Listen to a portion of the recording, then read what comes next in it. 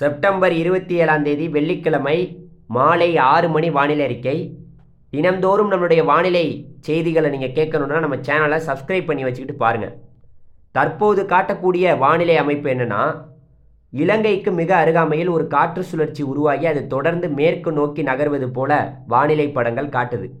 அடுத்து வரக்கூடிய இந்த மாத இறுதிக்கு இந்த காற்று சுழற்சி இலங்கையை நெருங்கி பிறகு தொடர்ந்து மேற்கு நோக்கி நகர்வது போல காட்டுறனால இதன் காரணமாக நமக்கு தமிழகத்தில் மழைப்பொழிவு எப்படி இருக்குன்னு கேட்டிங்கன்னா, கட்டாயமாக தமிழகத்தில் செப்டம்பர் 28ஆம் தேதி நாளை அதிகாலையே, இன்று இரவு நாளை அதிகாலை நம்மளுடைய திருவள்ளூர்லேருந்து பாண்டிச்சேரி வரை இருக்கக்கூடிய கடலோரங்களில் கனத்த மழை இருக்கும்.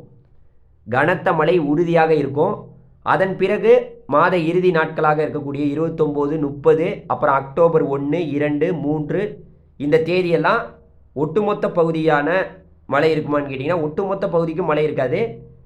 நம்மளுடைய கடலோர மாவட்டங்கள், குறிப்பாக அதாவது தென்கடலோர மாவட்டங்களில் மழை இருக்கும். காரணம் என்னென்னா, இலங்கைக்கு நெருக்கமாக அந்த நிகழ்வு வந்து பிறகு தொடர்ந்து பார்த்திங்கன்னா அது எங்கே போகுது, அப்படியே மேற்கு நோக்கியே நகர்ந்து போகுதுல்ல.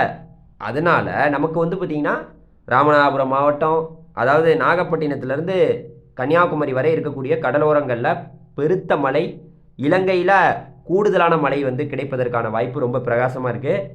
அதனால் பார்த்திங்கன்னா அடுத்து வரக்கூடிய அந்த மாத இறுதி, அதுக்கப்புறம் பார்த்திங்கன்னா அக்டோபர் மாத முதல் வாரம் ரொம்பவே மழையானது தீவிரமாக இருக்குங்கிறது நம்மளுடைய வானிலை படங்கள் காட்டக்கூடிய செய்தியாக இருக்குது.